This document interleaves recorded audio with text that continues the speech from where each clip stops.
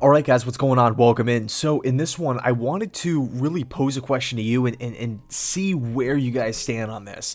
It's super interesting, and it's definitely something that I feel like could be going through Joe Douglas's head as we're slowly approaching the draft.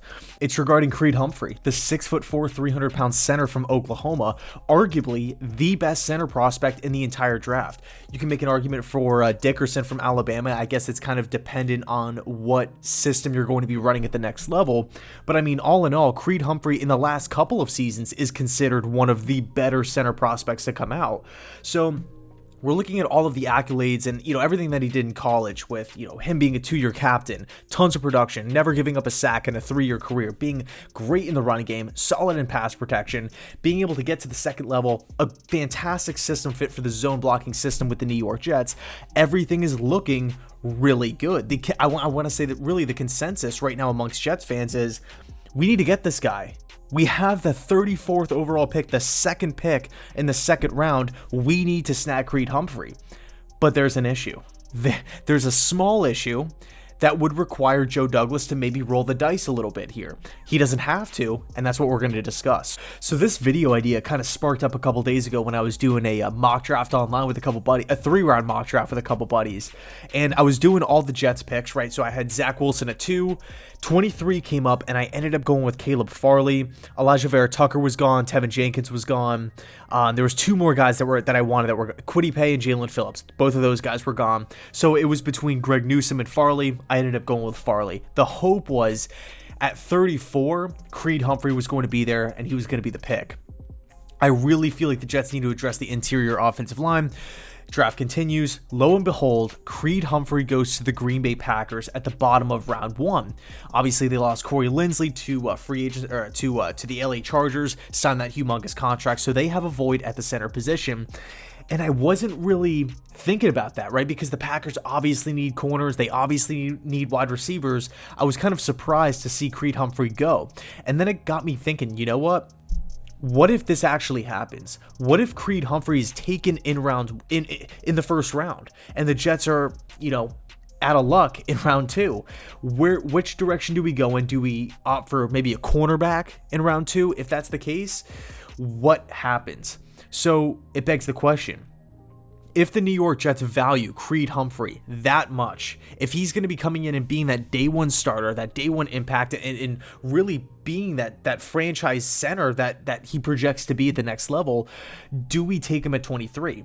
Because I'm starting to look at the teams behind us. We have the Pittsburgh Steelers right behind us at 24. Pouncey just retired. So they have a huge void at the center position. We already talked about Green Bay. They lost Corey Linsley. And then the Tampa Bay Buccaneers at 32. This is another team that I feel like could be a sleeper for Creed Humphrey because you're looking at the interior offensive line.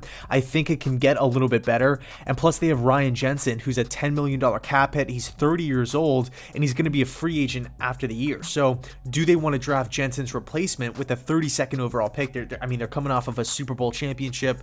They already have so many things figured out. They can afford to select a guy that can maybe be a backup or a rotational piece year 1. So I think those are the 3 teams, the Steelers, the Packers, and the Bucs. If Humphrey can get past those 3 teams, I think it's a lock because I really don't believe the Jacksonville Jaguars will take him at 33. But I think it's a pretty big hurdle, to be honest with you. I mean, when we're looking at how good of a center prospect Creed Humphrey is, how many tools he possesses, how many qualities will translate to the next level, his upside, right? Because he still has room to grow. He still has room to become one of the better centers in the league. I mean, that's enticing. I think it's risky to cross your fingers and hope that 2 teams that desperately need centers pass on Creed Humphrey, and then we have a wild card at the bottom of round 1 with the Tampa Bay Bucs. So do the Jets take him at 23? That's the big question. Do the New York Jets just play it safe and select Creed Humphrey with that 23rd overall pick and let him grow with the rookie quarterback at spot number 2 while upgrading at that position, right? We're drafting what we hope to be is our franchise center. might be considered a reach for sure, but we're getting our guy. We're getting the guy that we want. Personally, I don't think it would be a bad decision, like a horrible choice. Like I would be angry or pissed, like on a draft reaction video, like, why do we take him at 23?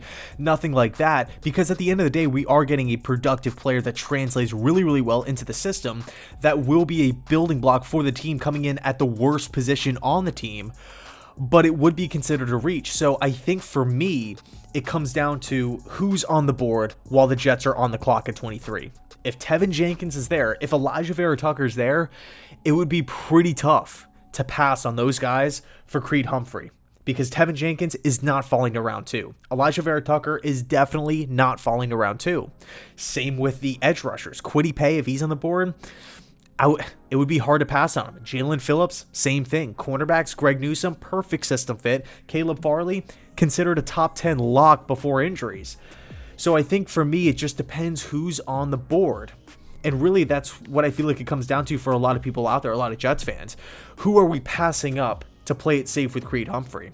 Now, let's just hypothetically say that Zach Wilson's the pick at spot number 2, and then 23 rolls around and Creed Humphrey's the pick. We play it safe, we roll with Humphrey. What happens at 34? If Humphrey was the original plan at 34, but now we're taking him at 23, what do we do with that second round pick? We could go in a bunch of different directions, right? We can go with corner, Asante Samuel out of Florida State, if he's on the board, if he gets past, the Saints or the Buffalo Bills or even the Green Bay Packers bottom round 1. We can go Melon Fonwu from Syracuse, another guy who I really, really like. We could go with one of my favorite players in the draft, tight end from Penn State, Pat Freiermuth, a guy who I feel like would be a huge, huge boost for this offense. We can go running back Travis Etienne, running back Najee Harris. We can trade back. We can go corner from Georgia, Eric Stokes. We can go outside linebacker from LSU, Jabril Cox. Baron Browning from Ohio State, another outside linebacker. The possibilities are truly endless here, okay? So to bring it back full circle, bottom line is this. If Creed Humphrey is on the board at spot number 23, which is the expectation, I think it comes down to who else is on the board at that time. If Elijah Vera Tucker is there, if Tevin Jenkins is there, if Kwity Paye is there, I would have a very, very difficult time passing on one of those guys. Because look, Creed Humphrey, there's a chance he can fall to round 2. There's not really a chance that Tevin Jenkins is going to be there at 34. There's not really a chance that Vera Tucker will be there with the second round pick. Same with Kwity Paye. Same with Jalen Phillips. So it's an interesting thing to think about for sure. Let me know what you think down below in the comment section. Should the Jets play it safe, snag Creed, and don't look back? Or do you cross your fingers, take whoever you want at 23, Caleb Farley, Greg Newsome, whoever it may be, and just pray and hope that Humphrey is there at 34. He gets passed on by the Steelers, the Packers, and the Bucs. Those are, I feel like, are the three main teams, the three danger teams that could take Humphrey. So I'll leave it there. Let me know your thoughts down below in the comment section. Thanks so much for watching, and as always, go Jets.